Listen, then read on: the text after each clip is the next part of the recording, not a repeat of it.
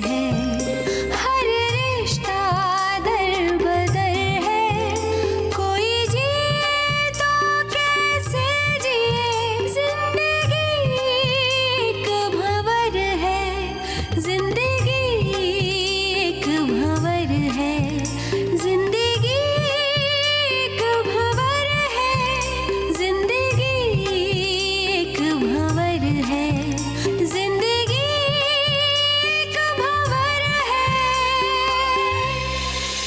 आने वाले विधानसभा चुनाव के चलते प्रदेश के सत्ताधारी भारतीय पार्टी में मुख्यमंत्री के चेहरे को लेकर गुटबंदी और भी तेज हो गई है।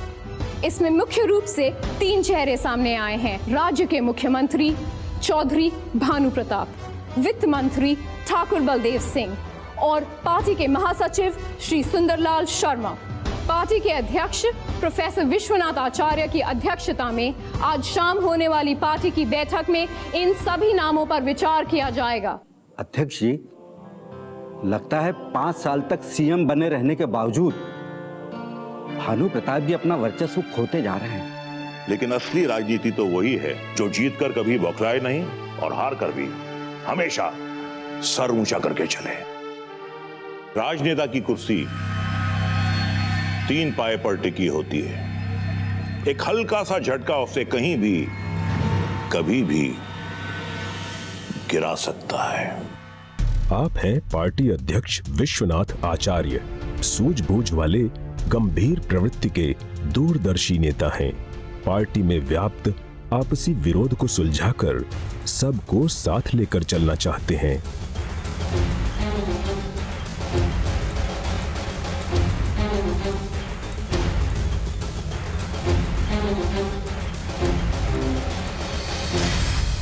सर, इस बार पार्टी को बलदेव जी को भावी मुख्यमंत्री के रूप में पेश करना चाहिए।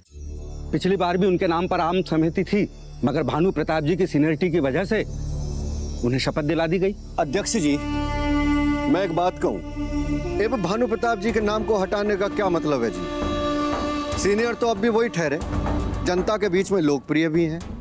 भाई मेरे विचार से तो मुझे यही लगता है अध्यक्ष जी के पार्टी इस बार भानु प्रताप जी के नाम से ही जनता के बीच में जाए। भानु प्रताप जी पिछले 5 साल से मुख्यमंत्री है और उनके कार्यकाल में पार्टी की स्थिति बहुत खराब हुई है। जनता तो दूर, पार्टी के विधायक तक खुश नहीं है। सर जी, इस आम चुनाव में पार्टी को एक नए चेहरे के साथ उतरना चाहिए। इस बार सीएम पद की दावेदारी वैसे भी प्रदेश के पश्चिमी क्षेत्र पर बनती है और ठाकुर बलदेव सिंह के अलावा पार्टी में कोई भी दूसरा कैंडिडेट नहीं है। अरे तो मैं ये पूछूं, क्या पश्चिम के वोटों से बना लोगे सरकार? बस बहुत हो गया। और जहां तक सवाल है मुख्यमंत्री बनने या बनाने का, तो समय आने पर ही उस नाम का चयन किया जाएगा।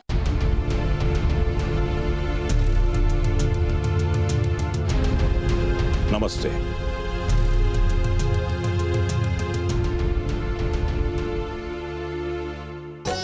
ओम जय शिव ओंकारा, भज जय शिव ओंकारा, ब्रह्मा विष्णु सदा शिव, ब्रह्मा ये विष्णु लो प्रसाद। सदा शिव। साहब कहाँ है? जी वो तो ऊपर छत पर है। आप हैं ठाकुर बलदेव सिंह, प्रदेश के वित्त मंत्री। अपने क्षेत्र की जनता पर अच्छी खासी पकड़ है इनकी। स्वार्थी प्रवृत्ति के बलदेव जी को कुर्सी के लिए रिश्ते नातों की आहुति देने में तनिक भी संकोच नहीं होता।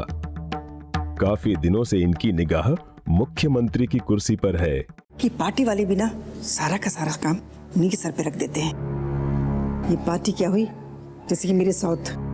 आप है ठाकुर बलदेव सिंह की पत्नी शारदा देवी। धार्मिक स्वभाव की घरेलू महिला हैं ये। अपने परिवार की छोटी सी दुनिया में पूरी तरह संतुष्ट हैं। इन्हें राजनीति में कोई दिलचस्पी नहीं है। पराठे बनाने हैं, आलू उबाल दिए ना? जी माँ जी। ठीक है।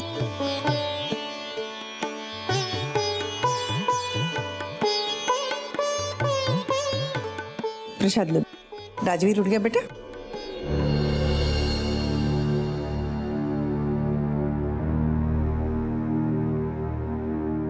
क्या बात है, तुम चुप क्यों हो? बाजी, कल वो बाहर गए थे, शाम में वापस नहीं आए। क्या तुमने पता किया वो कहाँ है? फोन भी स्विच ऑफ करके रखा है, कुछ बात नहीं हो पा रही है। पापा जी से कल वापस कुछ बहस हो गई और नाराज होकर घर से चले गए। हे भगवान, ये बाप बेटे की नोकझोंक इन्हें भी समझना चाहिए। जवान बेटे को डांटना नहीं चाहिए। लेकिन माँ जी, इन्हें भी तो समझना चाहिए। कितनी बार समझाने की कोशिश की, लेकिन हमेशा मुझे पापा की चमची कहकर डांट देते हैं। ये सब गलत सोबत का असर है। पड़ा होगा अपने किसी शराबी दोस्त के घर। दोस्त भी तो इसने इसे चुन चुन कर बनाए हैं, सारे के सारे बिगड़े हुए रईसजादे। आने दो, से बात करती हूँ। दुनिया से लड़कर जीतने वाले कभी कभार अपने ही बच्चों से हार जाते हैं। सुखवीर, मुख्यमंत्री जी जमुना पार जा रहे हैं, बाढ़ पीड़ितों को राहत सामग्री बांटने। भाई, उनका जोरदार स्वागत होना चाहिए, कोई चूक ना हो। भाई, उन्हें काला रंग बहुत पसंद है, तो जहां भी वो नजर घुमाएं वहां झंडे ही झंडे नजर आने चाहिए। काले झंडे, ब्लैक फ्लैग्स। नाश्ते में आलू के पराठे बनवा रही हूँ, मूली की भी बनवा दें? क्या बेहुदा सवाल पूछती हो? अरे भाई, किचन से बाहर निकलो, अखबार पढ़ो। चूल्हा चक्की के अलावा भी एक दुनिया और है। अखबार? आप तो जानते हैं मुझे अखबार पढ़ना अच्छा नहीं लगता है। वही नेताओं के हथकंडे, अपराध, फिल्मी चर्चाएं, इसमें मेरे पढ़ने लायक तो कुछ होता ही नहीं है। मुझे बाहर की दुनिया से कोई मतलब नहीं। अगर मुझे मतलब है तो सिर्फ आपसे। अब चलिए, उठिए, भगवान के दर्शन कर लीजिए। प्रसाद देती हूँ। आपने कर लिया ना, काफी। और वैसे भी मुझे भगवान से ज्यादा लगाव नहीं है। तो फिर हर चुनाव से पहले हर मंदिर के चौखट पर क्यों माथा टेकते हैं? गिरिजा, मस्जिद, गुरुद्वारे क्यों जाते हैं? हाँ, लोगों को दिखाने के लिए। और वैसे भी हमारी इलेक्शन में भगवान से ज्यादा शैतान काम आते हैं। आप भी ना।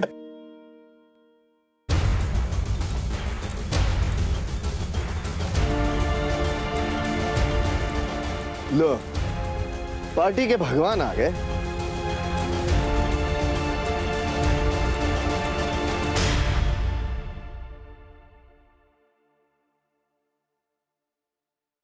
नमस्ते अध्यक्ष जी। भाई, आज तो स्वयं भगवान भक्त के घर पधारे। प्रजातंत्र है भाई, भक्त ही भगवान को कुर्सी पर बिठाते हैं और कुर्सी से उतार भी देते हैं। इसलिए भक्तों के दर्शन करना भी तो जरूरी होता है भाई। नमस्ते। खुश रहो बेटे, सदा सुहागन रहो। कोई विशेष बात है क्या?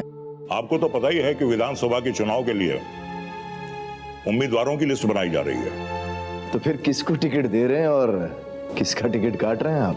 जिन्हें टिकट मिल रहा है उनका तो नहीं, पर हां, जिन्हें टिकट नहीं मिल रहा है उन लोगों की सूची में पहला नाम है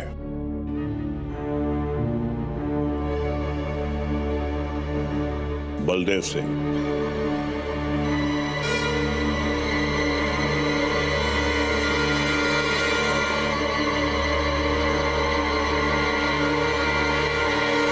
मैं आपका ये मजाक समझ नहीं पाया। यह मजाक नहीं है। क्यों? पार्टी खुदकुशी करना चाहती है इस इलेक्शन में? ये नहीं, पार्टी अच्छी तरह जानती है कि राज्य का पश्चिमी और उत्तरी क्षेत्र जीतना सिर्फ बलदेव सिंह के बस की बात है। उनके अलावा उस क्षेत्र से किसी और कैंडिडेट का जीतना संभव नहीं है। लेकिन फिर टिकट काटने का मतलब अध्यक्ष जी? पार्टी बलदेव सिंह जी का कद और बढ़ाना चाहती है। कुछ महीनों बाद होने वाले लोकसभा के उपचुनाव में पार्टी आपको एमपी का इलेक्शन लड़ाकर दिल्ली बुलाना चाहती है और मंत्री पद तो करीब करीब निश्चित ही है। प्रभु की लीला और राजनीति का खेल तो मेरे समझ में नहीं आता। ये सब भगवान की लीला है। धन्यवाद अध्यक्ष जी। मैं पार्टी का आभारी हूं, लेकिन मेरे निर्वाचन क्षेत्र से लड़ेगा कौन? मेरी गुजारिश है कि पार्टी मेरी सलाह से ही कैंडिडेट तय करे। अवश्य अवश्य, अपने उत्तराधिकारी का चयन आप ही करेंगे और उसकी जीत का सेहरा भी आप ही के सर होगा।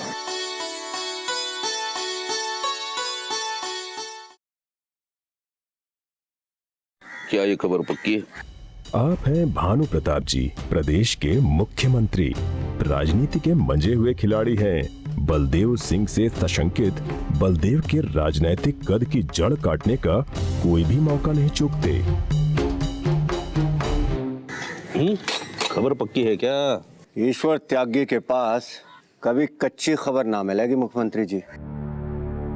बात ऐसी है कि बलदेव जी को लोकसभा का इलेक्शन जिताकर भेजा जाएगा दिल्ली, और चर्चा इस बात की भी कर रहे हैं कि मंत्री बनाया जाए। अब इन महापात्रा जी के देहांत के बाद तो ये सीट खाली हो गई है, पर मुझे लगे कहीं ऐसा ना हो जाए कि आधी छोड़ पूरे को धावे, आधी मिले ना पूरी पावे। ये महानुभाव हैं ईश्वर त्यागी, सत्ता पक्ष के विधायक। जनाब गिरगिट की तरह रंग बदलने में माहिर हैं। इन्होंने बलदेव सिंह की उंगली पकड़कर राजनीति में कदम रखा था, किंतु इन दिनों बलदेव के विरोधी मुख्यमंत्री गुट के सक्रिय सदस्य हैं।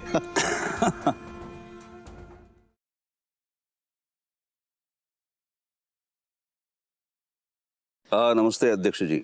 नहीं, हमने सुना है कि आप हमारे परम मित्र को हमसे जुदा करने की सोच रहे हैं। सही सुना आपने। आपको तो खुश होना चाहिए कि आपके रास्ते का कांटा साफ हो गया। बलदेव सिंह जैसा कद्दावर नेता दिल्ली चला जाएगा तो राज्य में मुख्यमंत्री पद के लिए आपके अलावा और कोई दावेदार बचेगा ही नहीं। नहीं, पर उनकी सीट पे लड़ेगा कौन? अब ये फैसला तो उसी को करना है। वो सीट उनकी जागीर तो नहीं है। प्रजातंत्र में जागीर और जागीरदारी की बात सोचना भी नादानी है। वैसे बलदेव सिंह के प्रभाव से आंखें मूंद लेना भी नादानी कहलाएगी। उसे नाराज करके पार्टी नहीं चाहती कि पश्चिम क्षेत्रों की सीटों को मुश्किल में डाला जाए। और ये तो आप भी अच्छी तरह जानते हैं कि उसके इलाके में बलदेव का कितना दबदबा है। किसके लड़ने के संकेत दिए क्षेत्र के अधिपति ने? अब ये फैसला तो आज रात पार्टी की बैठक में ही होगा। अब वो चाहे जिसे भी लड़ाए, उसे जिताने की जिम्मेदारी भी उसी की होगी। बलदेव जिसे चाहे खड़ा करे, उसका हारना बहुत जरूरी है। मैं तो कहूं जी, प्रजा हित में यह निर्णय बड़ा जरूरी है। इस सीट से हार का असर बलदेव जी के एमपी के इलेक्शन पे भी पड़ेगा। दिल्ली का सपना सपना ही रह जाएगा मुख्यमंत्री जी। पानी की तरह पैसा बहाओ। ये सीट हमें हर हाल में हारनी चाहिए।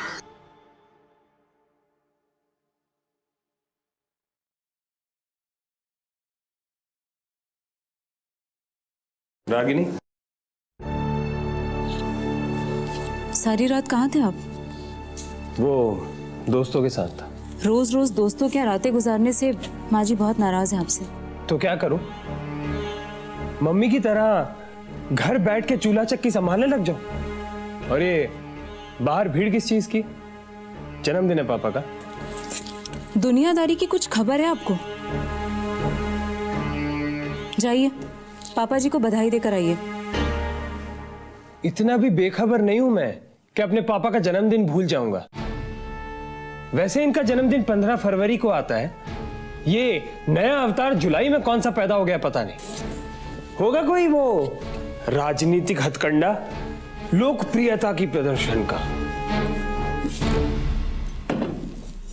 लोकप्रियता प्रदर्शन का नहीं, लोकसभा का चुनाव लड़ने वाले हैं और सेंटर का फैसला है ये। पार्टी उन्हें सेंटर में मंत्री बनाना चाहती है। ये है जनाब राजवीर सिंह, बलदेव सिंह के इकलौते पुत्र हैं। उग्र स्वभाव के बिगड़े रईसजादे। राजवीर एमएलए का इलेक्शन लड़ना चाहते हैं। इसी बात को लेकर पिता से अक्सर उलझते रहते हैं। अब तो पापा की सीट से मेरा चुनाव लड़ने का रास्ता साफ है। अब तो पापा को मुझे टिकट देने में कोई प्रॉब्लम नहीं होगा। बधाई हो पापा। थैंक्स बेटा, थैंक्स। अब तो मैं आपकी सीट से इलेक्शन लड़ सकता हूं ना पापा?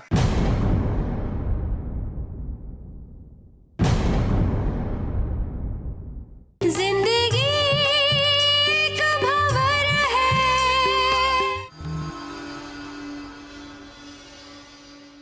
बहुत बहुत बधाई हो मंत्री जी। धन्यवाद। मैंने जैसे ही ये खबर सुनी कि आपको एमपी का टिकट देकर दिल्ली बुलाया जा रहा है तो मुझसे तो रहा नहीं गया, मैं तो दौड़ी चली आई। सुश्री रजनी जी महिला विकास मंच की अध्यक्षा हैं।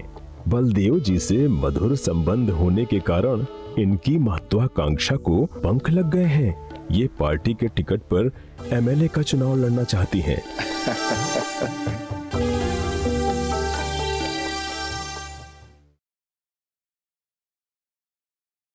नमस्ते शारदा जी।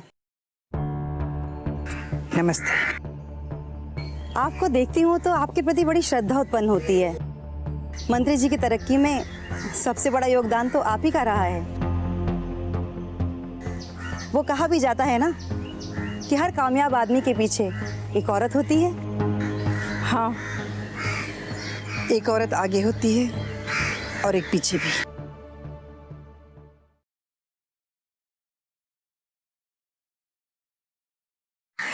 क्या लेंगी आप, चाय या ठंडा? कॉफ़ी चल जाएगी। ठीक है, अंजना से कॉफ़ी और नाश्ता भिजवाती हूँ आपके लिए। नहीं नहीं शारदा जी, सिर्फ कॉफ़ी भिजवाइएगा, नाश्ता नहीं। वो क्या है ना, आजकल मैं ज़रा डाइटिंग पर हूँ।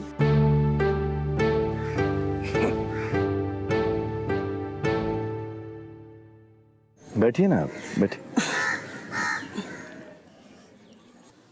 मेरा ख्याल है आपको आपका वादा याद दिलाने की जरूरत तो नहीं? कौन सा वादा? यही कि आप पार्टी से इस बार मुझे एमएलए का टिकट दिलवाएंगे। रजनी जी, मैं वचनबद्ध हूँ।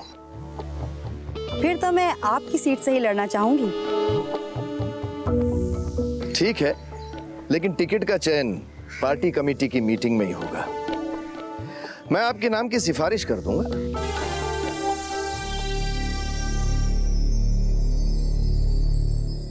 करना ही पड़ेगा।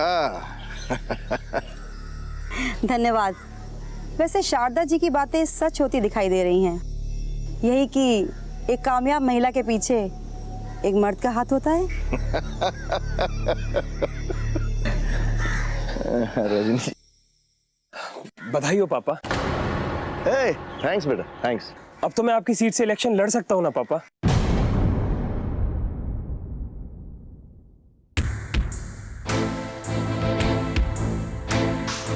एक बात बताता हूं पापा, आप अपनी पार्टी का प्रेशर डालें या ना डालें, ये चुनाव मैं लड़ के रहूंगा। जिंदगी एक भंवर है।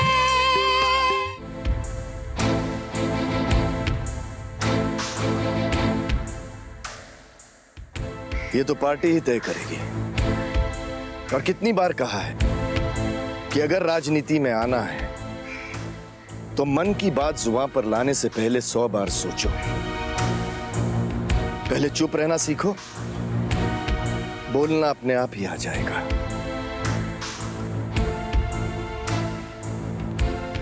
आज तक चुप रहना ही तो सीखा है पापा, आपने बोलने का मौका कहां दिया है? सर,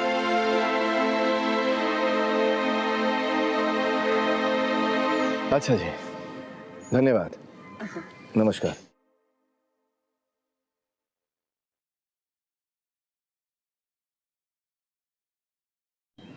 कार्यकर्ताओं के सामने ये सब बोलना जरूरी था क्या? इनमें से कई मेरी सीट पर चुनाव लड़ने की उम्मीद से आए थे। खाम खा बात का बतंगड़ बना दिया तुमने बेवकूफ। जरा सी भी पेशेंस नहीं है। छोटे मुंह बड़ा निवाला निकलेंगे। इलेक्शन लड़ेंगे जी, इलेक्शन। अरे जानते भी हो कि राजनीति होती क्या है? जिसने अपने पत्ते यहां खोल दिए ना, उसका राजनीति में टिकना बहुत मुश्किल होता है। ये गुलदस्ते और ये जयघोष आसानी से नहीं मिलते। बरसों की साधना का फल है ये। बाकी लीडर्स के लड़के उनका काम और उनका ऑफिस संभालते हैं। मुख्यमंत्री का बेटा उनकी इलेक्शन संभालता है, पार्टी अध्यक्ष का बेटा उनकी शुगर फैक्ट्री संभालता है, और हमारे साहबजादे सारी सारी रात अपने दोस्तों की महफिलें संभालते हैं। अभी तक ये भी नहीं सीखा कि किसके सामने क्या बोलना है। सीखने का मौका कहां दिया है पापा आपने? आपको तो मुझ पे विश्वास ही नहीं है। सारी सत्ता अपने हाथ में जो रखनी है आपको, ये गुलाम चाहिए आपको, गुलाम। एक बात बताता हूं पापा, आप अपनी पार्टी का प्रेशर डालें या ना डालें, ये चुनाव मैं लड़ के रहूंगा।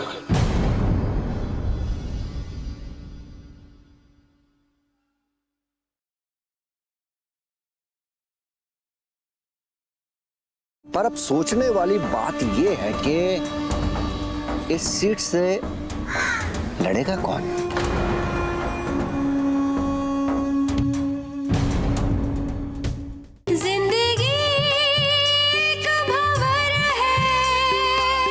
अरे भाई राजवीर भाई जी, मुबारक हो। मुबारकबाद जाकर पापा को दीजिए त्यागी जी, उनकी तरक्की होने वाली। बात तो आप सही कह रहे हो। वैसे भाई आपके पापा इज ग्रेट, पर मैं यूं कहूं कि आप अब क्यों नहीं आते हो पॉलिटिक्स में? हाँ, प्रजा हित में ये बड़ा आवश्यक है। भाई कब तक आप पर्दे के पीछे बैठे रहोगे? ये जो आपके पापा हैं, आपकी उम्र में युवा दल के नेता बन चुके थे। इनका बस चले ना तो ये आज भी युवा दल के नेता बन के बैठे रहेंगे। अरे तो चाहते हैं कि लोकसभा और विधानसभा की सीटों पर अकेले जमे रहे, अजगर की तरह कुंडली मारकर बैठे हैं। जिस बाप का इस उम्र में भी दूल्हा बनने का शौक हो, वो अपने बेटे के लिए क्या रिश्ता खाक लेकर आएगा? हमारी किस्मत में लिखा है अपने बाप की बारात में नाचना। जाइए, दूल्हे राजा बैठे हैं अपने चमचों का काफिला बनाकर। आप भी बढ़ाइए महफिल की शोभा, जाइए। क्या बात है राजवीर भाई, बड़ा प्रेशर बढ़ा रखा है अब लड़का है। बलदेव जी, तो यो है आपकी दुखती रग। आपका किला भी अभेद नहीं है, सेंध तो लगाई जा सके वहां।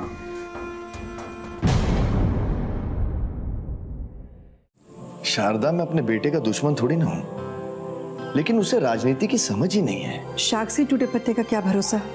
आपके बेटे का खून आपके लिए पानी नहीं होगा। दूसरे पलट सकते हैं, बेटा नहीं। सत्ता घर के भीतर ही रहे तो अच्छा है, लेकिन पता नहीं मेरा दिल राजवीर पर भरोसा करने के लिए हिचकिचा रहा है। उसे सुधारना मेरी जिम्मेदारी है। बस आप उस पर थोड़ा भरोसा तो करके देखिए। तुम्हारे पापा ने फैसला किया है, इनकी सीट से तू चुनाव लड़ेगा। बेटा, हमने हमेशा चाहा है कि तुम्हारा कद हमसे भी ऊंचा हो, और ये साबित करने के लिए हम तुम्हें एक मौका दे रहे हैं। जानता है हम कौन है? कल के होने वाले एमएलए हैं हम, ठाकुर राजवीर सिंह।